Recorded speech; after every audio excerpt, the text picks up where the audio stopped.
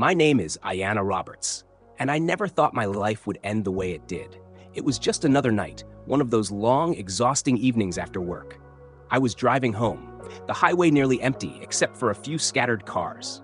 The city lights flickered in the distance, and a soft gospel song played through my speakers. I was tired, but my heart was at peace. Then, in an instant, everything changed. A pair of headlights appeared in my rearview mirror, speeding fast. Too fast. Before I could react, the car behind me slammed into my back bumper. My body lurched forward as my car spun out of control. The world became a blur. I remember the sound of metal crunching, the force of my head whipping forward, and then the sickening weightlessness as my car flipped. The glass shattered, and pain exploded through my body as the vehicle tumbled. And then, nothing. Just silence. When I opened my eyes, I wasn't in my car anymore. I wasn't even on Earth. I was floating.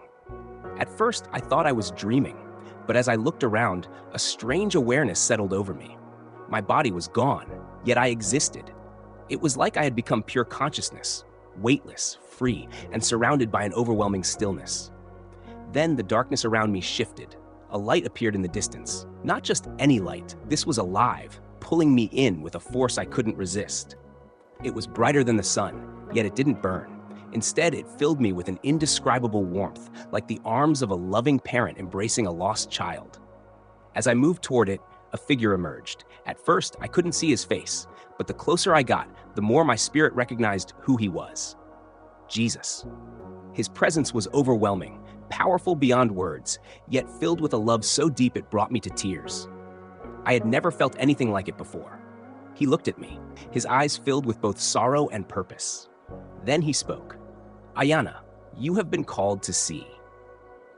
Before I could ask what he meant, the light around us shifted, and suddenly, I was no longer standing before him.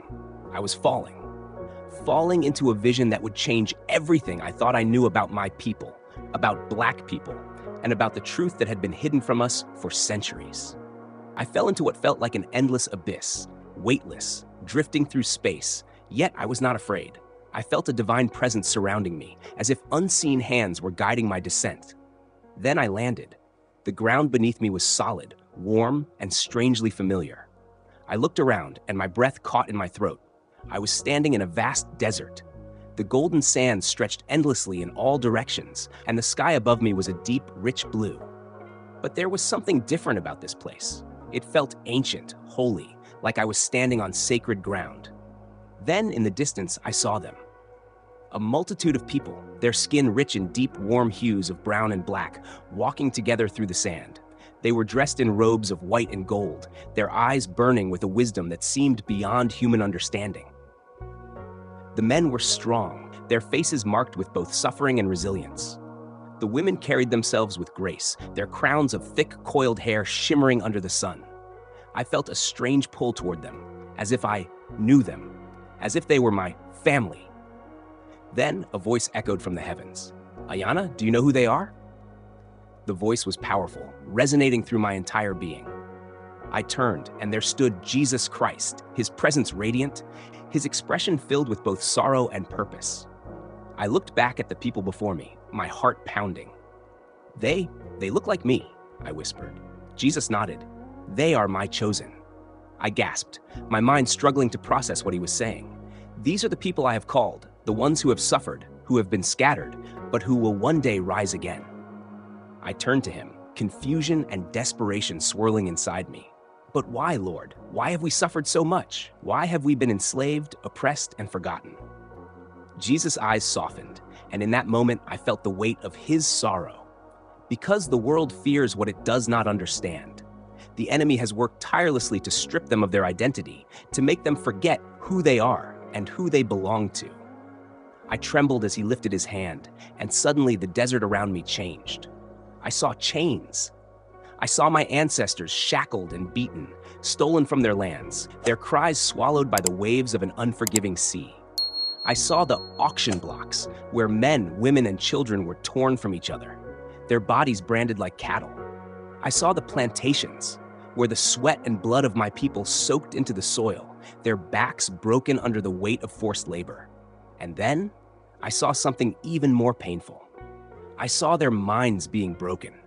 I saw them being forced to forget their names, their language, their history. I saw their stories being erased, rewritten, twisted into lies that would be passed down for generations.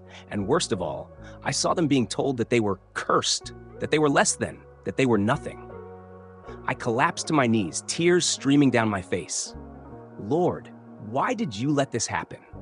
I sobbed. Jesus knelt beside me, placing a hand on my shoulder. It was never my will for them to suffer, he said.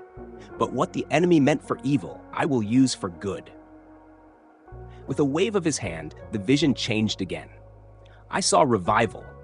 I saw black men and women awakening to their true identity, shaking off the lies that had been placed upon them.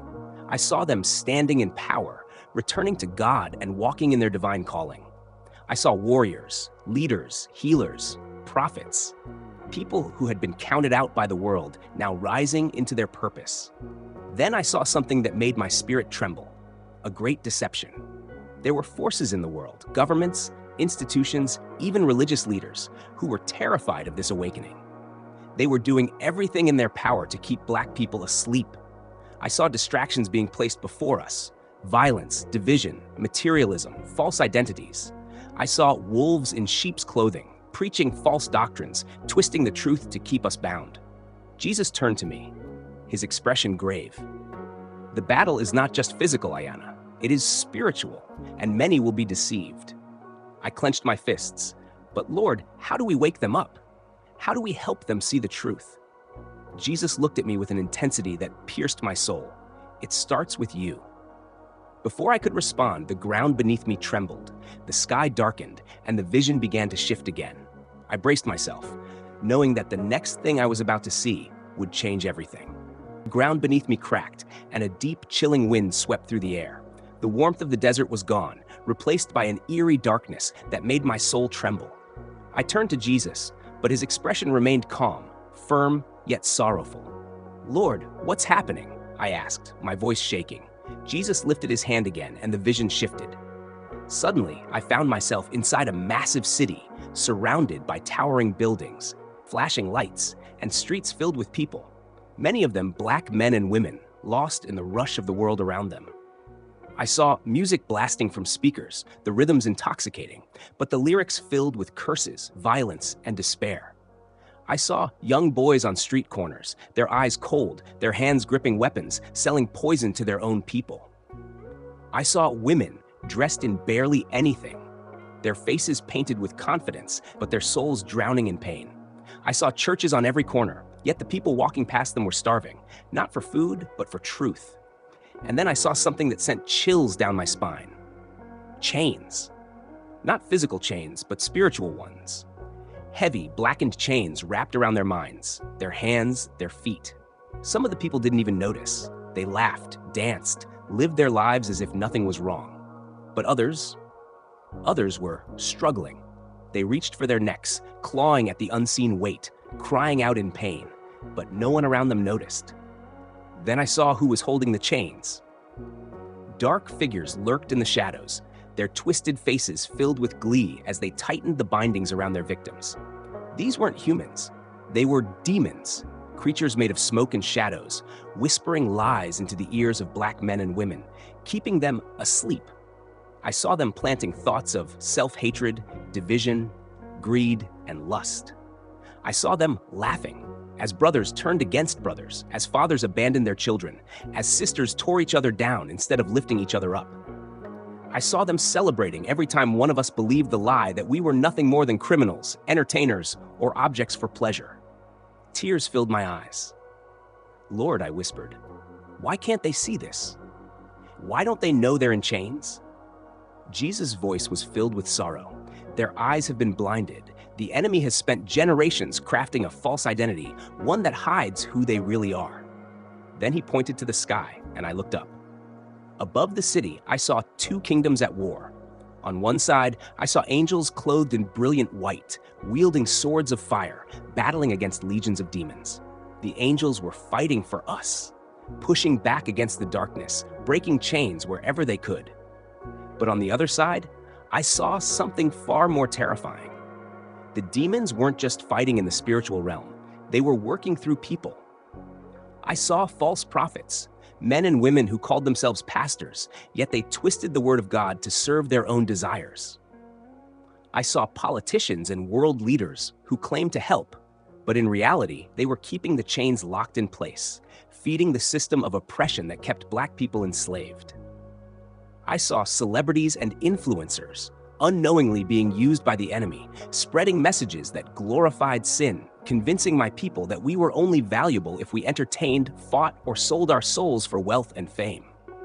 And then my eyes fell on something even more heartbreaking. I saw Black people fighting each other instead of the real enemy. I saw light-skinned against dark-skinned. I saw rich against poor. I saw elders condemning the youth and the youth rejecting the wisdom of the elders. I saw denominations divided, arguing over religion instead of uniting in Christ. And all the while, the demons whispered, fed the lies, tightened the chains. I fell to my knees. Lord, this is too much, I wept. How can we ever break free? How can we escape if we don't even know we're in bondage? Jesus knelt beside me, his hand resting on my shoulder. The battle is not of flesh and blood, he said. It is not fought with protests, politics, or power alone. It is fought in the Spirit. Only truth can set them free. I clenched my fists.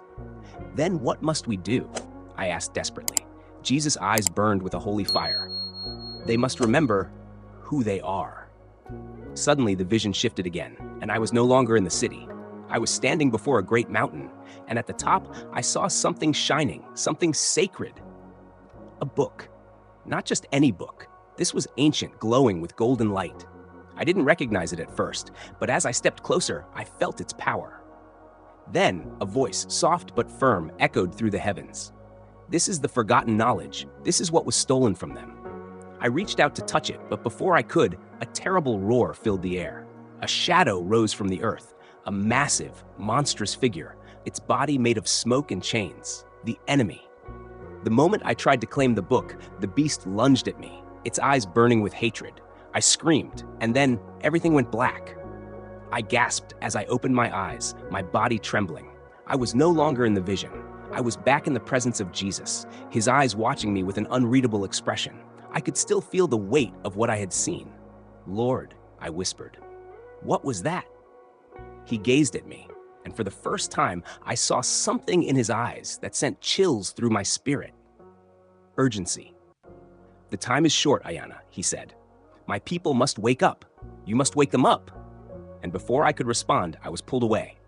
Back toward my body, back toward the world, back toward my mission. But death was not the end. It was the beginning of a revelation that changed everything I thought I knew. I had seen the spiritual battle waged over Black souls.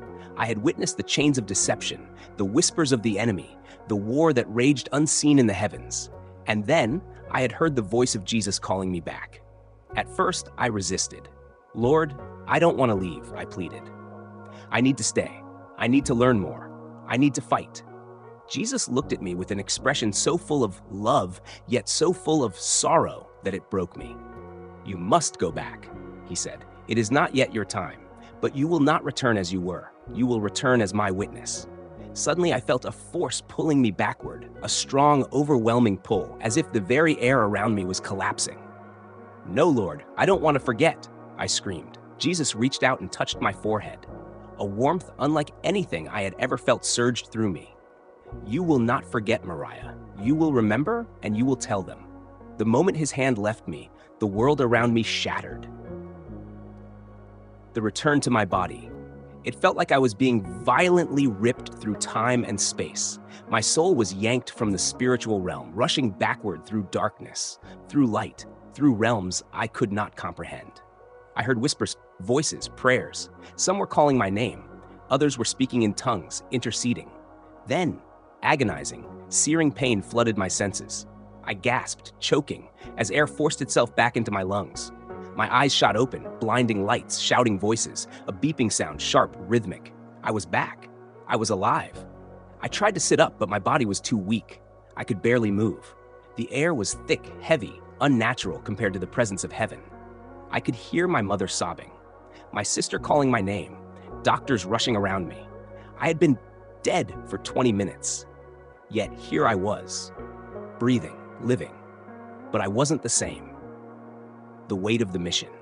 As soon as I gained strength, I wept. Not out of pain, but out of the overwhelming weight of what I had seen. I remembered the chains. I remembered the demonic forces feeding lies into the hearts of Black men and women. I remembered the book of forgotten knowledge that was stolen from us. And more than anything, I remembered the urgency in Jesus' eyes. For days, I could barely speak. The words felt too holy, too heavy for my human tongue. But as I recovered, I realized that if I stayed silent, I would be disobeying the command of Christ himself. And so, I began to tell my story. The rejection and the awakening. At first, people did not believe me. I tried to tell family, friends, even my church. Some nodded politely, others dismissed it as a hallucination. Some pastors even told me that God wouldn't reveal things like that to me. But I knew what I had seen. I saw the war over Black souls. I saw the deception that had been planted for generations. I saw that we had been tricked into forgetting who we are in Christ. Jesus did not show me this to keep it a secret. He showed me because he wanted his people to wake up. And so, I began to speak boldly. I spoke about the spiritual battle being waged against us, not just through history, but in our daily lives. I spoke about how media, entertainment, and even some churches had been used by the enemy to keep us asleep. I spoke about how we, as a people, had been lied to about our identity, that we were meant for so much more than what this world tells us. And something amazing happened. Some began to listen. Some began to wake up. I saw people breaking free from depression, from generational curses, from the lies they had believed their whole lives. I saw young Black men turning away from gangs and violence. I saw women reclaiming their dignity, recognizing their worth as daughters of the Most High. I saw elders passing down true wisdom, not just religious tradition, but the knowledge of who we are in the eyes of God. The prophetic warning. But not everyone was happy. The enemy was furious. The moment I began to speak, I felt the attacks begin. I started having strange nightmares, visions of those same dark forces trying to silence me. I faced persecution from people I once trusted. Some even accused me of lying, of making it all up for attention. But Jesus had already warned me this would happen. The world will reject you, but do not fear. They rejected me first. And so I kept going. Because the truth is, this battle is not over. The vision Jesus gave me was not just for me, it was for all of us. And if you are reading this, if you feel something stirring inside of you, if something in this testimony resonates with your spirit, then know this: you are being called.